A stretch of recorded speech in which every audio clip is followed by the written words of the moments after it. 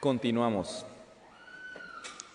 Pasaron los días después de aquella primera semana de Cuaresma, después de su fracaso, ayuno y oración, que lo llevó a admitir eso que se había estado resistiendo por todo ese tiempo, de que Dios no existía, de que no había pan, no había maná ni para él ni para nadie más. Los que creían simplemente eran demasiado ingenuos para darse cuenta de eso. Y en ese momento él deseaba también ser ingenuo. Por primera vez en su vida le llegó una nueva experiencia, la depresión. Era una sensación extraña. No era tristeza, era más un sentir de vacío. Cosas que antes le emocionaban, cosas que le interesaban, que le llamaban la atención, que le llenaban de alegría, de asombro, de curiosidad, se habían caído víctimas a la indiferencia. En lugar, empezó a crecer en él una nueva curiosidad, una nueva idea, un nuevo pensamiento. ¿Cómo sería no existir? Era un pensamiento aterrador. Nunca había considerado esa posibilidad antes y le dio miedo el hecho de que se hacía un pensamiento tan atractivo. ¿Qué significaría no existir? Ahora, él sabía que nunca podría hacer algo para intentarlo, no se animaría, pero aún ahí estaba ese pensamiento. ¿Ahora qué?, se preguntaba. ¿Qué sigue en la vida? ¿Necesitaría él encontrar significado, sentido, propósito en alguna otra parte, de alguna manera? Muchísimas personas pasan por experiencias muy similares en sus vidas, ya sea en la juventud, cuando uno empieza a preguntarse todo, a cuestionarse todo, especialmente las cosas que antes nos daban sentido, propósito, como la fe que nuestros padres nos dieron, pero también ocurre cuando pasa eventos trágicos y repentinos, la pérdida repentina de un ser querido, una enfermedad, una pandemia, una enfermedad mental como lo es la depresión, que hace un desbalance de químicos en el cerebro, sin importar cuál es de dónde viene. No cabe el hecho de que esa experiencia llena a la persona en una incertidumbre, en una inseguridad, en pensar sería mejor no existir. Una metáfora que se usa mucho en la Biblia para describir este tipo de experiencia es que es como caminar en un desierto. Y se usa esta parábola porque en un desierto pues es donde falta vida, falta comida, falta refugio, donde parece que no hay absolutamente nada, no hay ni a dónde correr, ni a dónde ir, caminas y todo es lo mismo, sequedad, arena, monte, piedra, no hay nada más. Y lo que pasa en esas experiencias es que llegamos a pensar de que no hay nada más y nos damos por vencidos, ya no queremos seguir caminando. ¿Por qué? No vale la pena.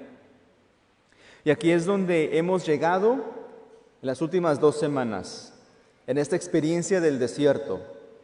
Nos ha traído aquí las primeras lecturas y los evangelios.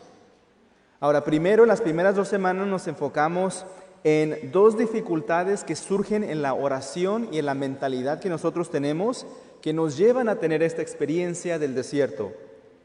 Vimos cómo es que llegamos aquí por 1, cuando de repente parece que Dios ya no es suficiente en nuestras vidas y estamos buscando más.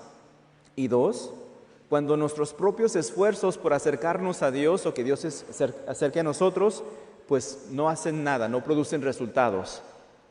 Así que ya estamos aquí, entramos al desierto por estas razones. ¿Ahora qué?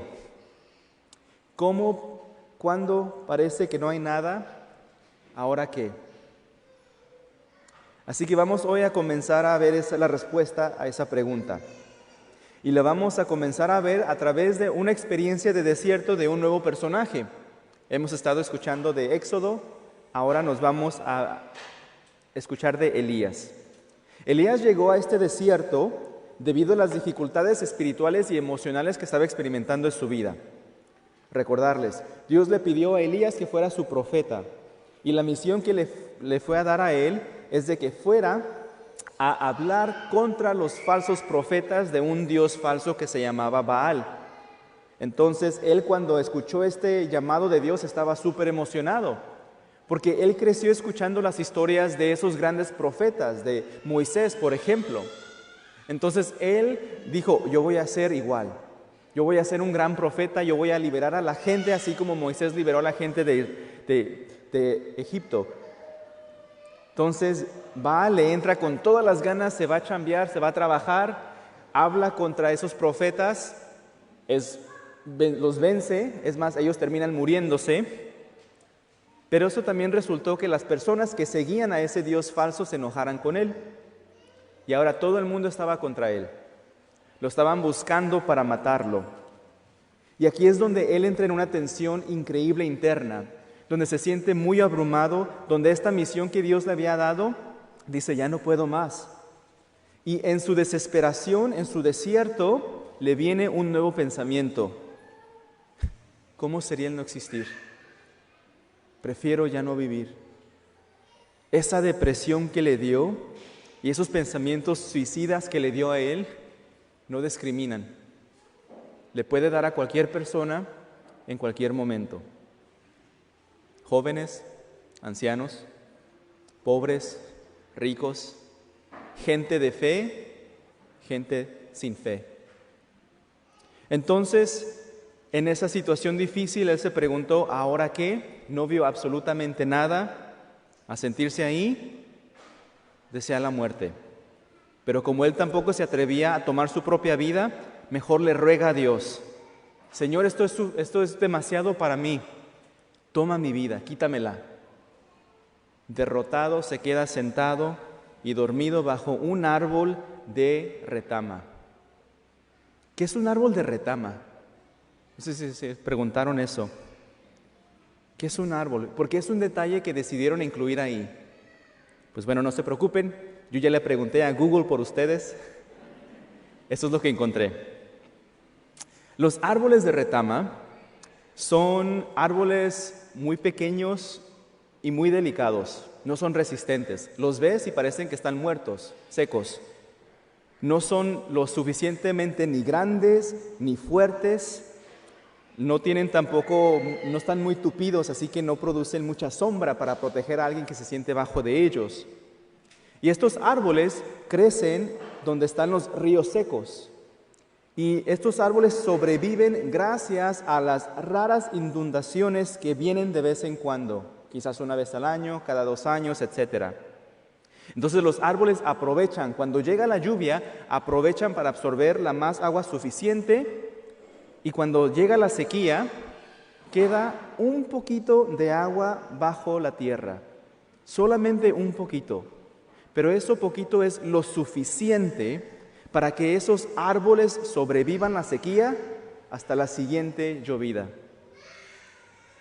Así es que con esta imagen tenemos a Elías, una persona muy delicada, un ser humano completamente aquebrantado, honestamente cansado por las demandas que Dios le había dado, y ya está al punto de desear la muerte porque no puede ver absolutamente nada más, y está debajo de este árbol que es súper delicado, que debería de estar muerto, pero aún así, bajo todo lo imposible, el árbol sobrevive, justo con algo, poquitita agua.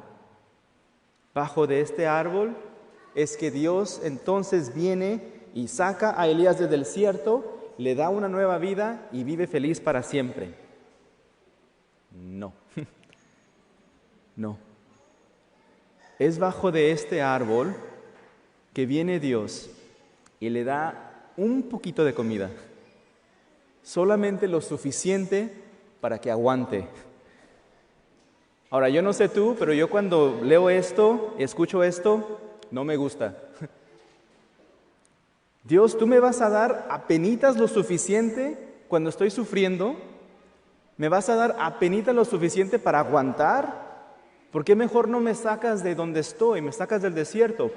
¿Por qué mejor no restauras mi vida? ¿Por qué mejor no arreglas la situación para que deje de sufrir? Es lo que quisiéramos. Mas aún en ningún momento En ningún lado de la Biblia Dios promete hacer eso inmediatamente, en ningún lugar. Pero siempre Dios está prometiendo darnos lo suficiente, darnos lo que necesitamos mientras estamos en esa situación para sostenernos en esos momentos difíciles. Ahora, aceptar eso, que no nos gusta mucho, pero es la realidad, aceptar eso toma fe, toma mucha fe.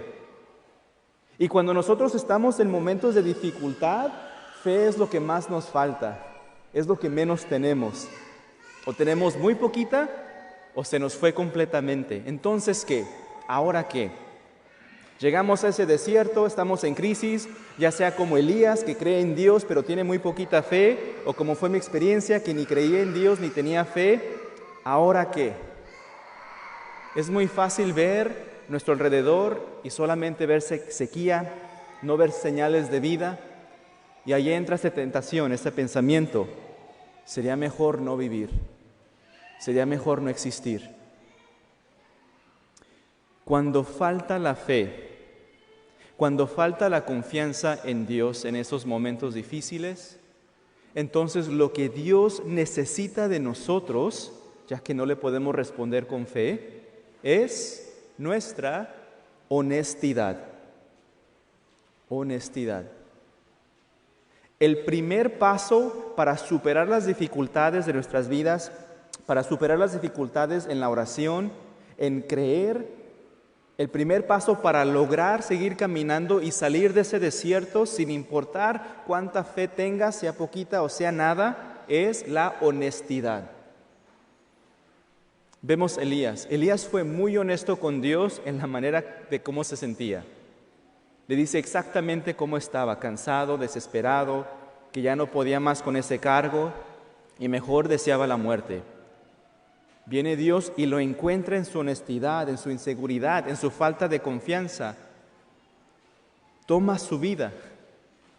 Dios en su honestidad toma su vida, pero no de la manera que él pensaba, no de matarlo, sino que toma su vida al sostenerlo y le da lo suficiente. Le dice que va a proveer para él lo suficiente para que siga caminando, lo suficiente para que él pueda aguantar hasta la siguiente lluvia, hasta lo que iba por venir.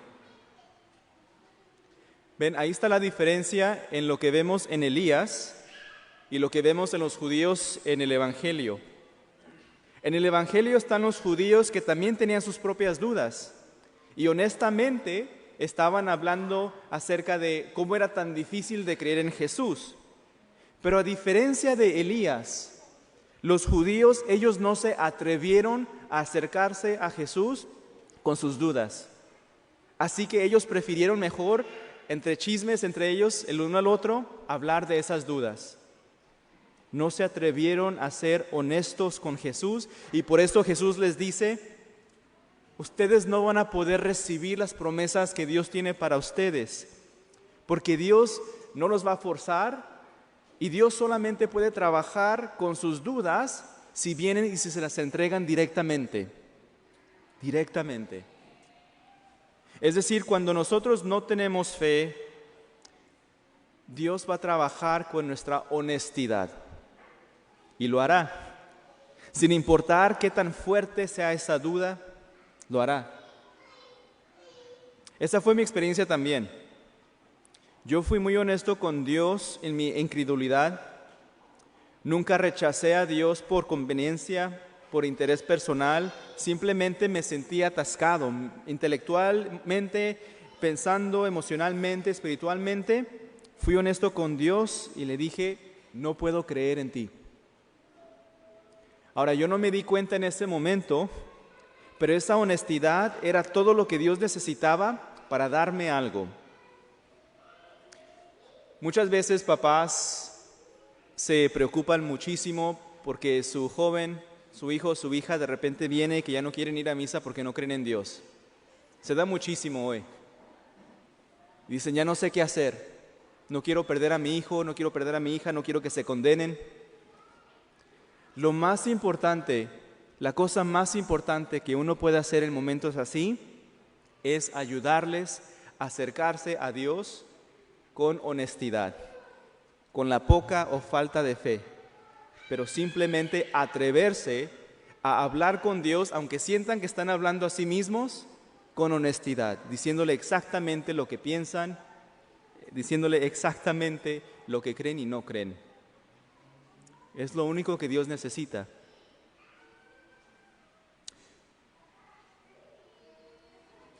Continué mi caminar por ese desierto y ya me había hecho la idea de que no había nada más y que yo tendría que buscar propósito en mi vida de alguna otra manera, quizás hacer una carrera en la ciencia, etc. No lo sabía entonces, pero Dios estaba usando esa honestidad para ayudarme a rechazar el pensamiento de no existir más. Y continué caminando en ese desierto. Y continué caminando hasta que llegó el momento en que ese Dios, a quien me le había atrevido a acercarme con mi falta de fe, de repente tomó mi vida, la tomó, de una manera que no me esperaba. Y ese fue el momento que comenzó en la Semana Santa de esa Cuaresma. Fue ahí que finalmente llegaron las lluvias. Por continuar.